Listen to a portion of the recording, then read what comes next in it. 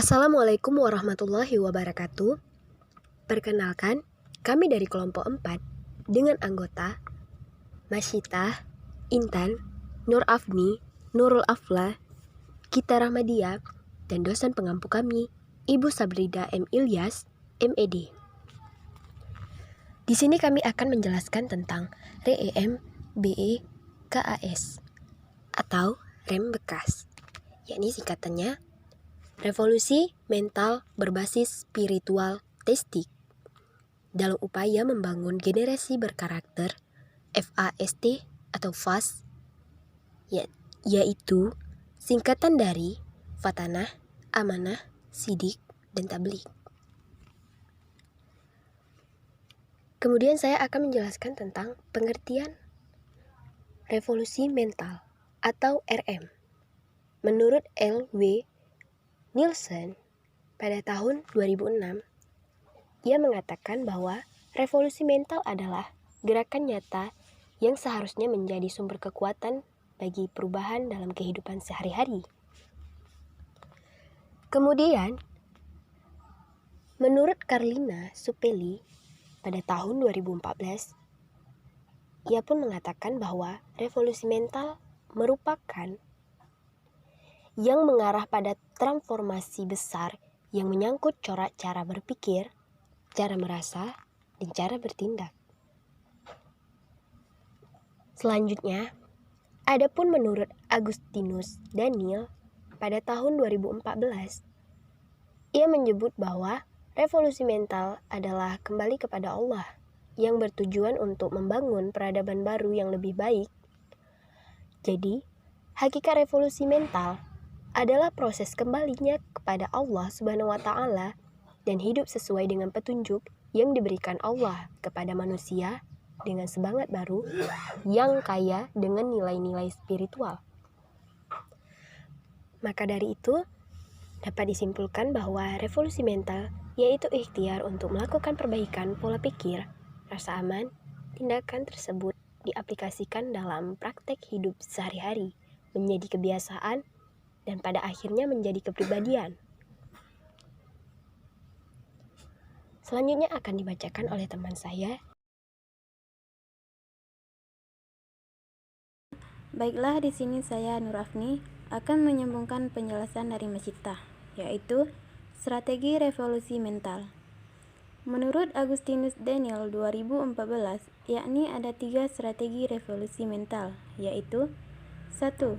Awareness, 2. Turning point conversion, 3. New vision of life. Arti dari 3 strategi revolusi mental di atas yaitu 1. Kesadaran, 2. Menghidupkan poin pertobatan, 3. Memperbarui visi hidup. Selanjutnya akan disambungkan oleh teman saya. Baiklah, di sini saya Gita Rahmadia akan menyambung penjelasan dari Nur Afni, yaitu pengertian konseling spiritual teistik atau KST. Menurut Syamsus Yusuf 2011, konseling spiritual teistik adalah proses pemberian bantuan kepada individu supaya memiliki kemampuan untuk mengembangkan fitrahnya sebagai makhluk beragama, berperilaku sesuai dengan nilai-nilai agama, dan mengatasi masalah-masalah kehidupan melalui pemahaman, keyakinan, dan praktek-praktek ibadah ritual agama yang dianutnya. Tujuan dari konseling spiritual teistik yaitu menurut Syamsu Yusuf 2011, tujuan konseling spiritual teistik adalah pengalaman dan pemantapan identitas spiritual atau keyakinannya kepada Tuhan, memperoleh bimbingan dan kekuatan dari Tuhan dalam mengatasi masalah dan mengembangkan dirinya. Ketiga, memperoleh dukungan sosial dan emosional. Keempat, menguji dan memperbaiki keyakinan dan praktek spiritual yang tidak berfungsi dengan baik. Kelima, menerima tanggung jawab dan memperbaiki kekeliruan sikap dan perilaku yang mementingkan diri sendiri. Keenam, mengembangkan diri dalam kebenaran dan komitmen terhadap keyakinan, nilai-nilai agama atau spiritualnya. Dan yang ketujuh, mengaktualisasi mengimplementasikan nilai-nilai keyakinan atau spiritualis keagamaan dalam membangun kehidupan bersama yang sejahtera. Selanjutnya akan disambungkan oleh teman saya. Baiklah, saya Nurul Afla akan melanjutkan penjelasan dari Gita Ramadia, yaitu peranan konseling. Menurut Samsu Yusuf 2011, seorang konseling diharapkan juga menampilkan perannya untuk menjelaskan.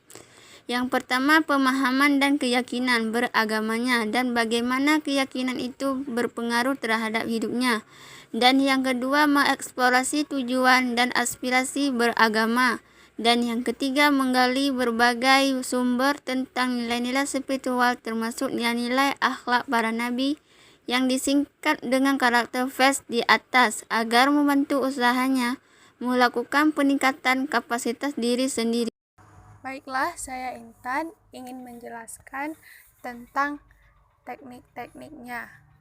Di sini, menurut Samsu Yusuf, ada 10 teknik yang dapat digunakan. 1. Doa konselor. Pembacaan doa oleh konselor. Contohnya, konselor mendoa akan konseling agar dapat mengembangkan pemahaman tentang nilai-nilai yang terkandung pada karakter VES. 2. Pemberian informasi tentang konsep spiritual. Pemberian informasi ini tentang isu-isu teologis dan konsep-konsep spiritual yang terkait dengan sifat-sifat Nabi yang disingkat dengan VES. Sifat-sifat Nabi ini seperti siddiq, amanah, takblik, hatanah. Contohnya, konselor memberikan informasi agar konseli berkembang kesadaran tentang kebenaran sikap cinta, kasih, dan kedamaian sebagai nilai yang terkandung dalam Al-Quran dan hadis Nabi. Kemudian membantu konseli agar memandang dirinya berharga sesuai dengan firman Allah tentang martabat dirinya dan akan lebih meningkatkan martabatnya jika mampu mengalikasikan karakter VES dalam hidup sehari-hari. 3. Merujuk pada kitab suci.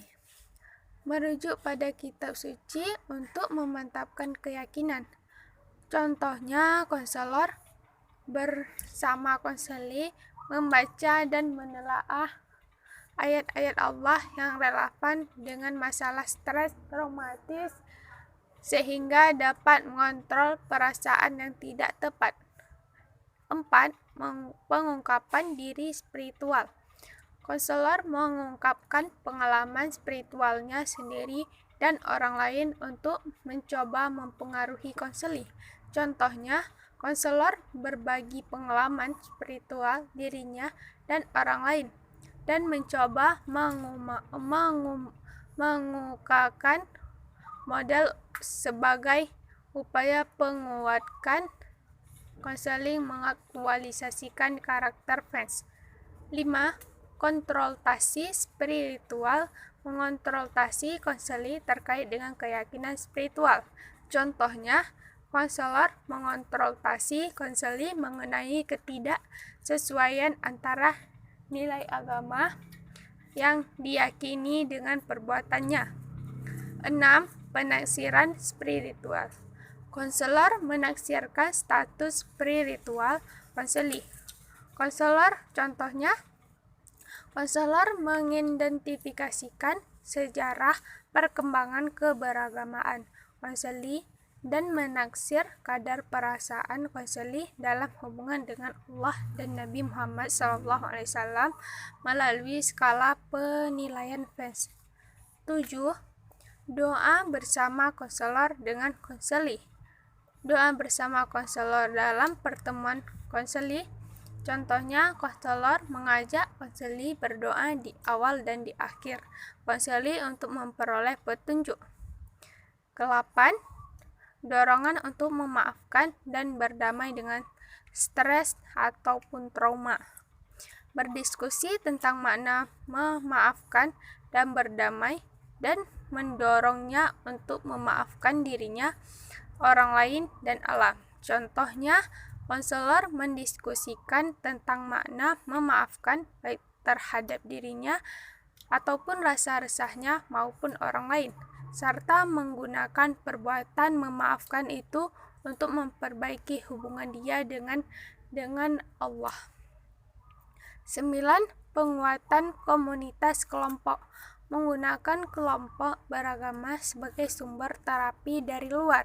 Contohnya, konselor merujuk kepada ahli agama untuk membicarakan masalah teologi atau spiritual yang khusus. 10. Bilbi terapi keagamaan. Penggunaan literatur keagamaan.